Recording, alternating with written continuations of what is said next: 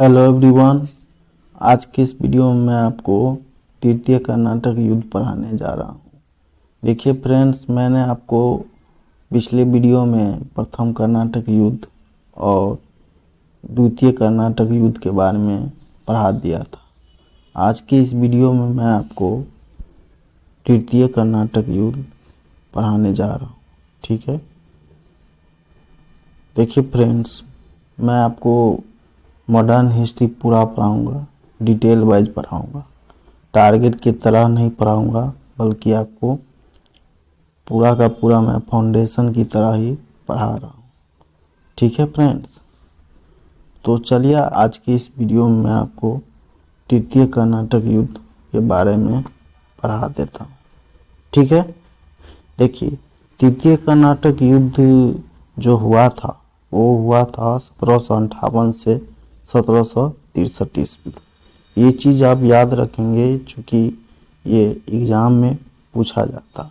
ठीक है, आप ये चीज़ हमेशा याद रखेंगे कि 1758 से 1763 ईस्वी में तृतीय कर्नाटक युद्ध हुआ था। ठीक है, और ये चीज़ आपको एग्ज़ाम में पूछ सकता है। ठीक है, तो आप इस चीज़ को याद रखेंगे, आपको एग्ज़ाम में बहुत ही काम आएगा। ठीक है, एग्ज़ाम में पूछेगा तो आप इस चीज़ का जवाब दे सकते हैं।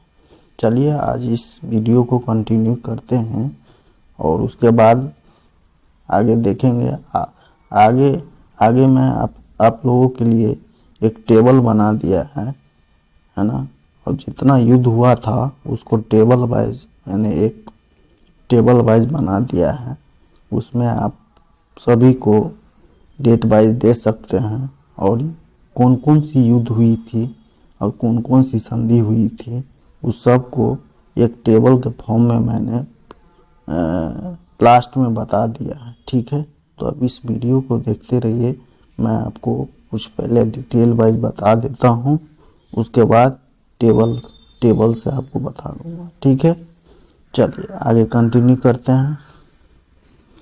देखिए द्वितीय कर्नाटक युद्ध की जो समाप्ति हुई थी वो पांडिचेरी की संधि से हुई थी। हम लोग जानते हैं क्योंकि मैं पढ़ा चुका था कि पांडिचेरी के संधि के बाद द्वितीय कर्नाटक युद्ध समाप्त हो गई थी।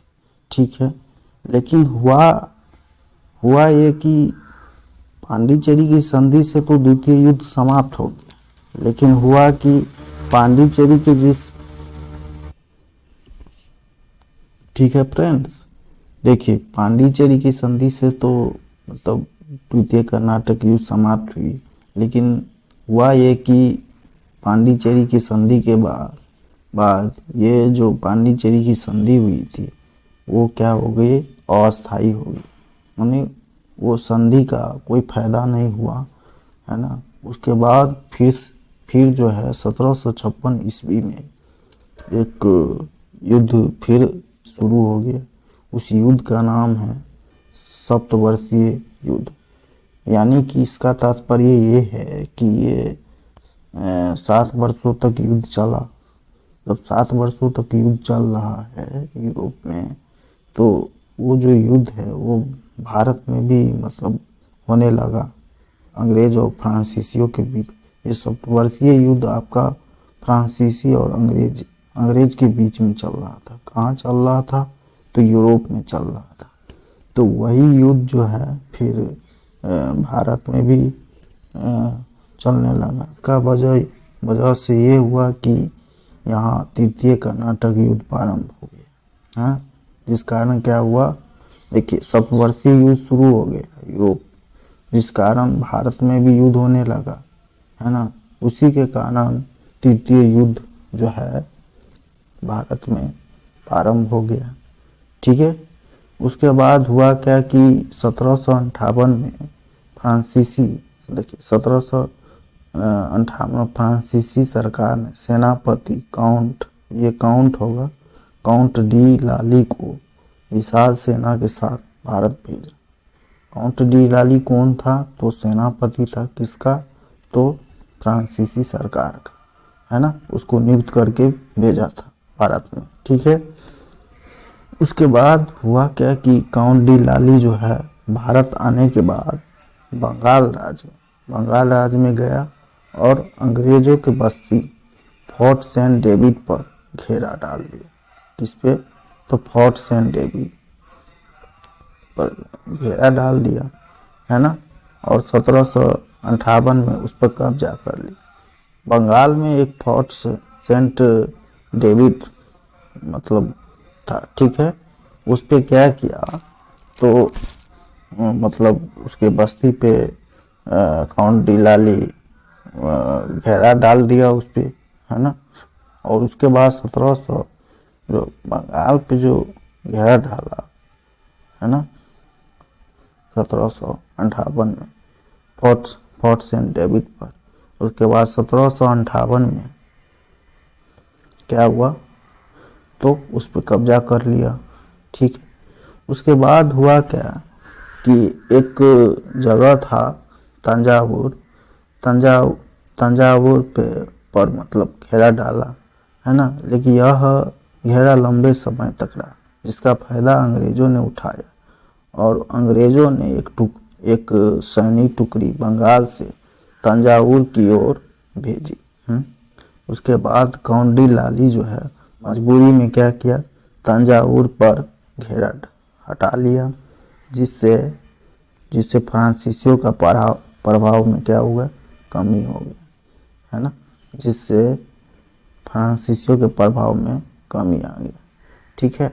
देखिए काउंट डी लाली जो है वो हुआ क्या कि वो मतलब तंजावुर पे घेरा डाल दिया, ठीक है।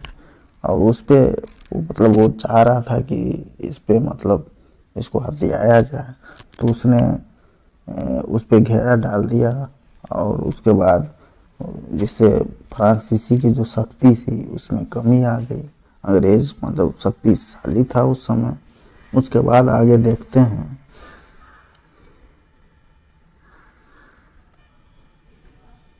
उसके बाद काउंट डी लाली ने मद्रास पर भी घेरा डाला, ठीक है। मद्रास पर घेरा डालने का मतलब सोचा उसने, ठीक है। इसके लिए उसने हैदराबाद के गवर्नर बुस्सी का सहयोग के लिए बुलाया। बुस्सी को हैदराबाद छोड़ने पर अंग्रेजों को लाभ हुआ। बुस्सी जो है मतलब हैदराबाद का मतलब गवर्नर था, है ना। बुस्सी कौन था, तो गवर्नर था। उसको कौन बुला लिया, तो फ्रांसीसियों ने मतलब बुला लिया, जिससे अंग्रेजों को क्या हुआ, लाभ हुआ उस क्षेत्र में। तब जो है अंग्रेज कर्नल जो है फोर्ड ने उत्तरी सरकार पर अधिकार कर लिया। अंग्रेज एक कर्नल था जिसका नाम था फोर्ड। उसने उत्तर भारत का क्षेत्र था, तो उस एरिया का उस पर क्या कर लिया, अधिकार कर लिया, जिससे डर कर हैदराबाद का जो शासक था सलाबत जंग, मैंने आपको बताया था पिछले वीडियो में कि मुजफ्फर जंग और का मतलब भाई था। नासिर जंग और मुजफ्फर जंग, है ना, दोनों भाई थे। और उससे छोटा भाई जो उसका छोटा भाई था वो सलाबत जंग था। उसने भी क्या किया, अंग्रेजों का अधीनता स्वीकार कर ली, मतलब अधीनता स्वीकार कर लिया। उसके पक्ष में मतलब अधीनता स्वीकार कर लिया और उसके पक्ष में हो गया, ठीक है। उसके बाद भी अंग्रेज और फ्रांसीसियों के बीच जो है छोटी मोटी मतलब झड़पें होती रही, लेकिन फ्रांसीसियों का जो शक्ति था वो कम होता रहा, है ना, और अंग्रेजों का शक्ति बढ़ता गया, ठीक है। उसके बाद जो है 1759 ईस्वी में अंग्रेजी सेना नायक कुक एक विशाल सेना के साथ मद्रास आ गए। चेन्नई को मद्रास कहते हैं, उसी क्षेत्र में क्या हुआ, तो सेना नायक अंग्रेज का जो सेना नायक कुक था वो विशाल सेना के साथ आ गया, ठीक है। उसके बाद जो है 1760 ईस्वी में मद्रास तथा पांडिचेरी के बीच वांडीवास नामक स्थान पर अंग्रेज एवं फ्रांस के बीच युद्ध हुआ, ठीक है। अंग्रेज एवं फ्रांस के बीच युद्ध हुआ, जिसमें फ्रांस बुरी तरह पराजित हो गया और फ्रांस का जो सेनापति बुस्सी था उसको बंदी बना लिया और फ्रांसीसियों का क्या हो गया, अंत हो गया। देखिए मैंने बताया था कि देखिए मैंने आपको बताया था कि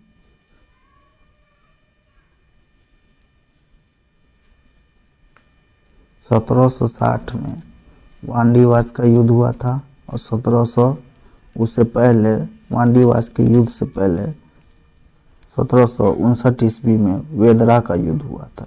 तो वेदरा का युद्ध हुआ था और यहाँ जो है 1760 में अंग्रेज और फ्रांसीसियों के बीच क्या हुआ, वांडीवास का युद्ध हुआ। ठीक है, जिसमें उसका सेनापति मतलब बुस्सी जो है पराजित हो गया और फ्रांसीसियों का इस प्रकार हुआ। देखिए वांडीवास में फ्रांसीसियों का हार के बाद जो है उसका मतलब फ्रांसीसियों का अंत हो गया, है ना। उसके बाद जो है उसके बाद होता क्या है कि 1763 ईस्वी में यूरोप में अंग्रेज और फ्रांसीसियों के बीच पेरिस की संधि होता है ना। जब देखिए यूरोप में अंग्रेज और फ्रांस के बीच पेरिस की जब संधि होती है तो वही जो संधि है भारत में भी होती है ना। भारत में जो मतलब भारत में जो अंग्रेज और फ्रांस मतलब थे उसके बीच में भी संधि हो जाती है ना। जिस कारण जो है जब यूरोप में युद्ध समाप्त हो जाता है तो भारत में भी इस प्रकार जो है युद्ध समाप्त हो जाता है। ठीक है, तो देखिए इसमें लिखा गया है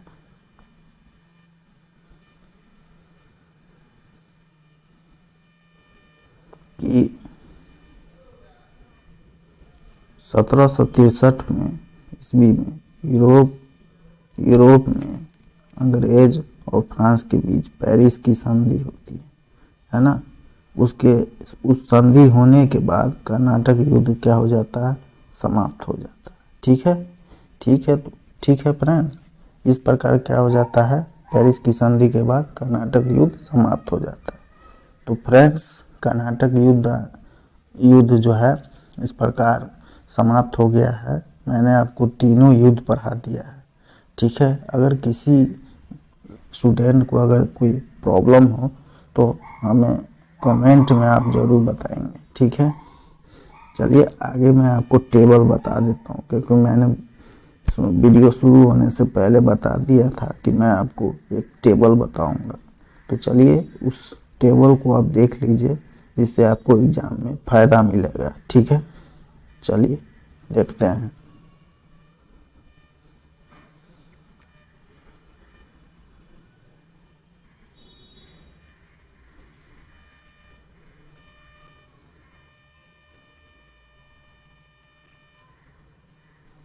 देखिए फ्रेंड्स, प्रथम कर्नाटक युद्ध के बारे में मैंने बताया था आपको कि 1740 से 48 के बीच हुई थी। और युद्ध कौन सा हुआ था, तो ऑस्ट्रेलिया का उत्तराधिकारी का युद्ध हुआ था। और कौन सी संधि के बाद समाप्त हो गया था, तो एक्सला-शापिल के संधि के बाद ये युद्ध समाप्त हो गया था, है ना। इस चीज़ को आप याद रखेंगे, इस टेबल को अगर आप याद रखेंगे तो आपको बहुत फ़ायदा मिलेगा, है ना। एग्ज़ाम में कोई भी मतलब अगर पीसीएस जो भी एग्ज़ाम में आप देना चाहेंगे, अगर कर्नाटक युद्ध से सवाल पूछता है तो आपको कोई भी सवाल छूटने वाला नहीं है, क्योंकि मैंने पूरा चीज़ कवर कर दिया है इस सारे वीडियो में। ठीक है, मैंने सारा चीज़ आपको डिटेल वाइज बताया। ठीक है, देखिए द्वितीय कर्नाटक युद्ध 1751 से 1755 में हुआ था, है ना। हैदराबाद और कर्नाटक के बीच उत्तराधिकारी का युद्ध हुआ था, मैंने पढ़ा दिया आपको। ये पांडिचेरी के संधि के बाद ये युद्ध समाप्त हो गया था। तृतीय कर्नाटक युद्ध 1758 से 1763 ईस्वी के बीच हुआ था। अंग्रेज और फ्रांसीसियों के बीच सप्तवर्षीय युद्ध के कारण इसी में वांडीवास के युद्ध के बाद फ्रांस जो है मतलब पूरी तरह हार जाता है, उसका अंत हो जाता है। उसके बाद जो है तब वांडीवास का युद्ध होता है, उसमें फ्रांसीसियों का हार हो जाता है और उसका अंत हो जाता है और अंग्रेज़ों का सत्ता फिर चलने लगता है। और जिस प्रकार यूरोप में पेरिस की संधि होती है, उसी प्रकार भारत में भी संधि होती है। ठीक है, उसके बाद युद्ध समाप्त हो जाता है। ठीक है फ्रेंड्स, तो आप इस टेबल को आप जरूर याद रखेंगे। ठीक है, चलिए आज के लिए इतना ही रखते हैं। Thank you.